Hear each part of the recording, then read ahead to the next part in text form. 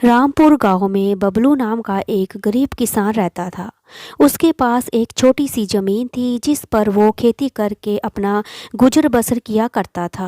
बबलू का एक पड़ोसी था रंगीला, जो हमेशा बबलू से ईर्ष्या करता था, लेकिन बबलू उसे अपने भाई की तरह मानता था। एक दिन रंगीला, क्यों बबलू, क्या इस बार अपने खेतों में सरसों की फसल करेगा कि नहीं? बबलू, क्या रंगीला भैया, आपको तो अच्छे से पता है ना, पिछले साल सरसों की फसल हमारे खेतों में अच्छी नहीं हुई। रंगीला, मेरी बात मानो बबलू, ये खेती तुम्हारे बस की नहीं है। तुम मंडी में पल्लेदारी करना शुरू कर दो। हाँ हाँ हाँ। ये सुनकर बेचारा बबलू उदास होकर अपने काम पे लग जाता है। एक दिन बबलू अपने खेत की तरफ जा रहा होता है। बबलू, अरे आज तो बहुत गर्मी है भाई, प्यास भी बड़ी तेज लगी है भाई। अरे वो रहा पानी। बबलू उस मटकी में से पानी निकालता है और पीने लगता है। तभी उसे एक आवाज़ आती है जो एक बूढ़ी अम्मा की होती है। अम्मा, अरे कोई है यहाँ, कोई मुझे पानी पिला दो, कोई मुझे पानी पिला दो। बबलू, अरे ये किसकी आवाज़ आ रही है? तभी बबलू थोड़ी दूर चलता है और देखता है एक झोपड़ी है जिसके अंदर एक बूढ़ी अम्मा है जो चारपाई पर लेटी लेटी चिल्ला रही है। बबलू तुरंत उसके पास जाता है। बबलू, क्या हुआ, तुम ठीक तो हो? बोलो अम्मा, मैं तुम्हारी क्या मदद कर सकता हूँ? अम्मा, बेटा मैं कई दिनों से प्यासी हूँ, मुझे पानी पिला दो। बबलू, अच्छा अम्मा, मैं अभी तुम्हारे लिए पानी लेकर आता हूँ। इसके बाद बबलू घड़े के पास जाता है और उस अम्मा के लिए पानी लेकर आता है। बबलू, ये लो पानी पी लो। बूढ़ी अम्मा पानी पीती है। अम्मा, तुम्हारा बहुत बहुत धन्यवाद, मैं पूरी तरह बूढ़ी हो चुकी हूँ, अब मुझसे उठा नहीं जाता और कई दिनों से प्यासी भी थी।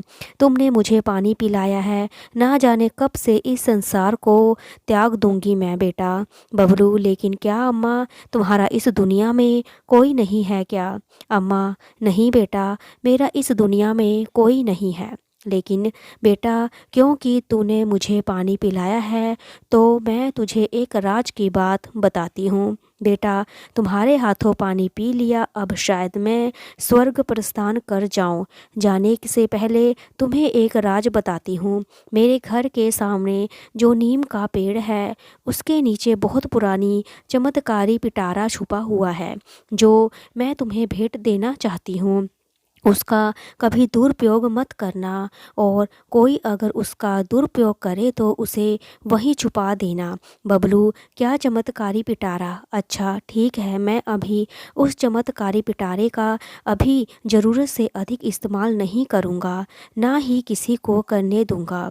और अम्मा, अभी तो आप लंबा जियोगी। अम्मा, ठीक है बेटा, अब तुम जाओ और जाकर उस पिटारे को ज़मीन से निकाल लो। बबलू वहाँ से उस नीम के पेड़ के पास जाता है और उसके पास वाली ज़मीन को खोदने लगता है। तभी उसे मिट्टी में एक लकड़ी का पिटारा दिखता है। बबलू, अरे ये बड़ी लकड़ी का चमत्कारी पिटारा है। अम्मा की कही हुई बात सच हो गई। वो पिटारा लेता है और अपने घर जाता है। बबलू की पत्नी, जी आ गए आप, कब से मैं आपकी राह देख रही हूँ। और ये क्या ले आए आप? आपके हाथ में क्या है? किसका लकड़ी का पिटारा उठा लाए आप? बबलू, अरे भाग्यवान, ये एक चमत्कारी पिटारा है, हम जो भी चीज़ इसमें डालेंगे वो दुगनी हो जाएगी।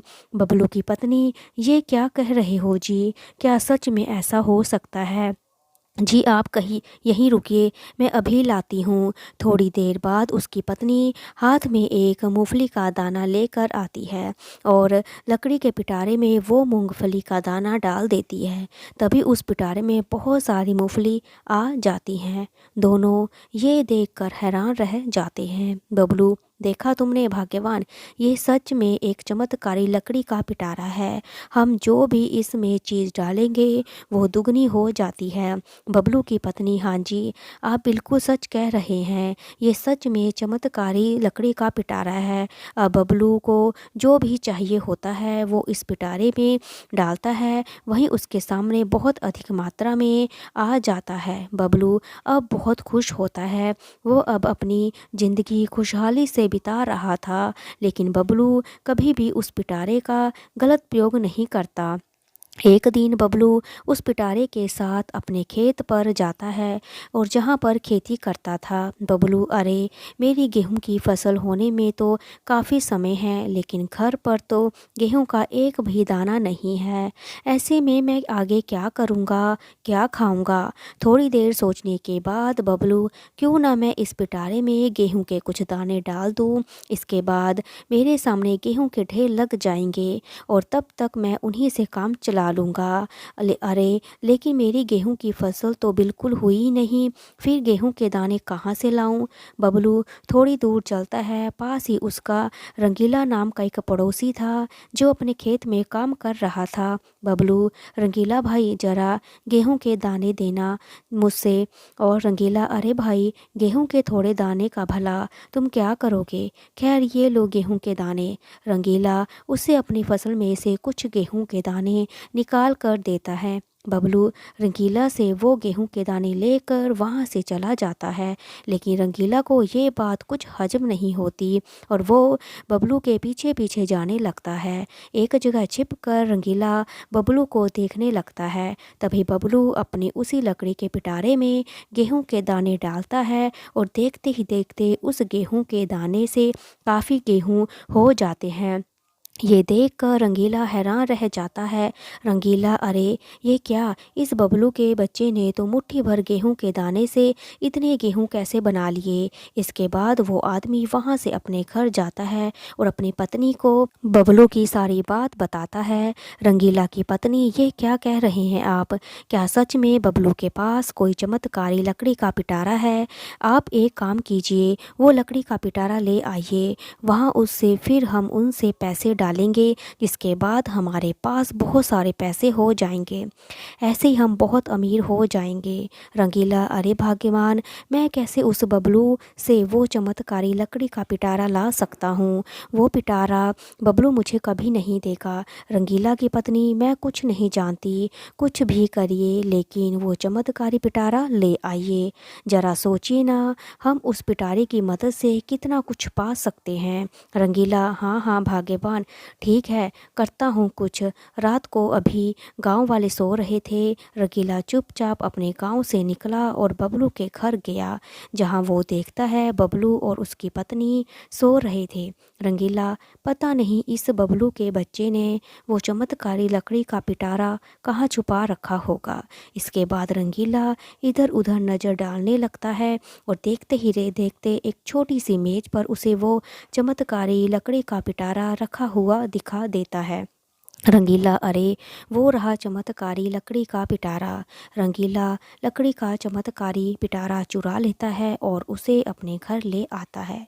तभी उसकी पत्नी रंगीला को देर रात घर लौटते देख रही थी लेती है और रंगीला की पत्नी, इतनी रात कहाँ से आए हो? ये क्या है हाथ में आपके? कहीं ये चमत्कारी लकड़ी का पिटारा तो नहीं है? रंगीला, हाँ हाँ भाग्यवान, ये देखो मैं चमत्कारी लकड़ी का पिटारा ले आया हूँ। रंगीला उसमें एक 10 रुपये का नोट डालता है और जैसे ही वो नोट उसमें डालता है, देखते ही देखते पिटारे में बहुत सारे नोट हो जाते हैं। रंगीला की पत्नी, देखिए जी हमारे पास कितने सारे रुपए हो गए।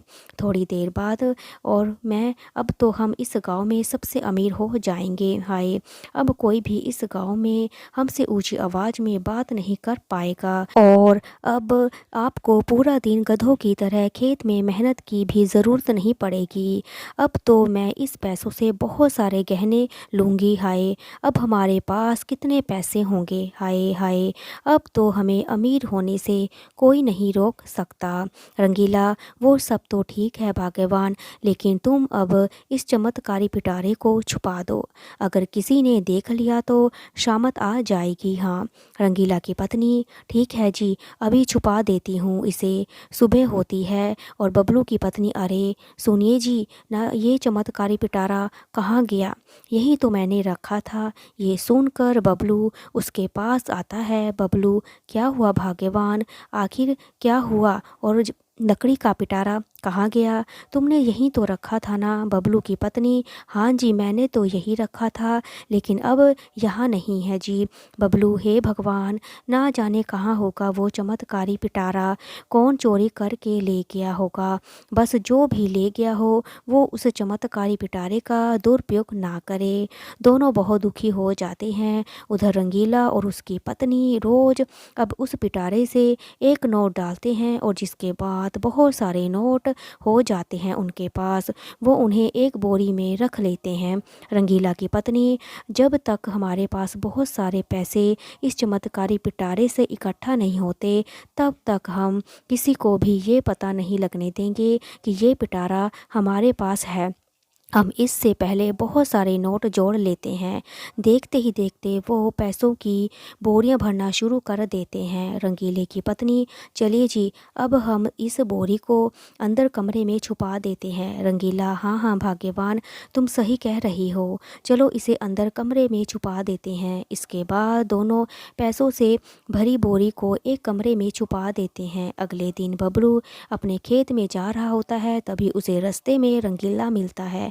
रंगीला: अरे भाई बबलू, कहाँ जा रहे हो? बड़े उदास नज़र आ रहे हो, सब ठीक है ना? बबलू: सब ठीक है, तुम बताओ तुम्हारी फसल कैसी है? रंगीला: फसल कैसी भाई, अब मुझे फसल बोने की कोई ज़रूरत नहीं है, समझे भाई? बबलू: क्यों ज़रूरत नहीं है भाई? रंगीला मन में: ये क्या बोल दिया मैंने, कहीं इस बबलू को मुझ पर संदेह ना हो जाए।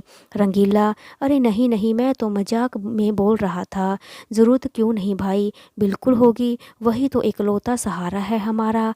आखिर एक एक पैसा तो फसल की बुआई में ही आता है और अपने पास ना। अच्छा बबलू, अब मैं चलता हूँ। इसके बाद रंगीला वहाँ से चला जाता है, लेकिन बबलू को उसकी बात हजम नहीं होती। बबलू: आखिर इस रंगीले ने ऐसा क्यों बोला कि उसे अब फसल की कोई ज़रूरत नहीं है? कहीं इसी ने तो वह चमत्कारी पिटारा तो नहीं चुरा लिया? हे भगवान, अगर इसी ने वो चमत्कारी पिटारा चुराया होगा तो ज़रूर ये इसका गलत इस्तेमाल करेगा। अब मैं क्या करूँ? मुझे वो पिटारा ज़मीन से निकालना ही नहीं चाहिए था। बबलू बहुत सोच में पड़ जाता है। तभी बबलू रंगीला के घर जाता है। रंगीला बबलू को देखकर चौंक जाता है और रंगीला: अरे बबलू भाई, कैसे आना हुआ? तुम्हारा सब कुछ ठीक तो है ना तुम? बबलू: अरे हाँ हाँ भाई, सब ठीक है, मैं यहाँ से गुजर रहा था तो सोचा कि तुमसे मिलता चला जाऊँ। रंगीला: अच्छा, मुझसे मिलने आए हो? अच्छा, कोई बात नहीं भैया, आओ आओ बैठो। बबलू वहीं एक चारपाई पर बैठ जाता है। बबलू: अरे भाई, जरा एक गिलास पानी तो पिलाना। रंगीला: भाई क्यों नहीं, अभी लाता हूँ। रंगीला जैसे ही अंदर जाता है, बबलू इधर उधर देखता है, उसे एक बंद कमरा दिखता है। बबलू उस कमरे के पास जाता है, उसकी खिड़की से एक झांक कर देखता है, अंदर उसे चमत्कारी पिटारा दिखता है। ये देखकर बबलू चौंक जाता है। बबलू: इसका मतलब इस रंगीले ने मेरे घर से लकड़ी का चमत्कारी पिटारा चुराया है, तभी ये रंगीला बोल रहा था कि अब मुझे खेती करने की क्या ज़रूरत है। हे भगवान, ये ज़रूर चमत्कारी पिटारे का गलत प्रयोग करेगा। मुझे ये चमत्कारी पिटारा यहाँ से लेकर जाना होगा, वापस इसे नीम के पेड़ के नीचे दफनाना होगा। बबलू वहाँ से चला जाता है और रात को वापस रंगीला के घर आकर वह पिटारा चुरा लेता है। बबलू: बूढ़ी अम्मा ने कहा था कि इस चमत्कारी पिटारे का दुरुपयोग नहीं होना चाहिए, इसलिए अब मैं वापस इसे वही दफना दूंगा।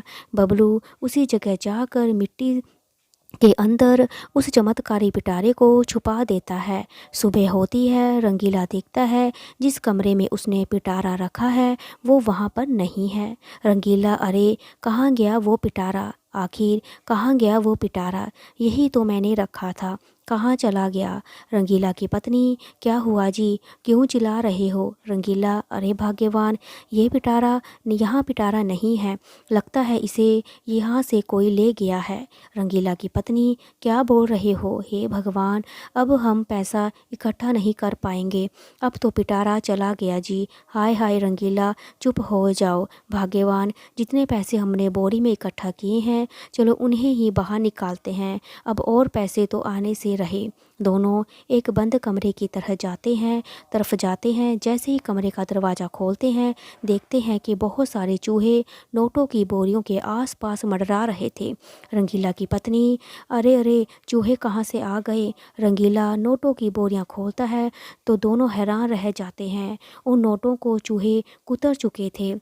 रंगीला की पत्नी, अरे क्या हो गया जी? हमारे सारे पैसे तो चूहे ने कुतर दिए, ये कैसे हो गया? हाय हाय हाय, हम तो बर्बाद हो गए जी।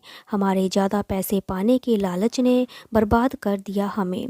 इसके बाद दोनों सिसक सिसक कर रोने लगते हैं। अगर आपको मेरी ये कहानी अच्छी लगी तो लाइक करें, शेयर करें, सब्सक्राइब करें और देखने और सुनने के लिए थैंक यू सो मच।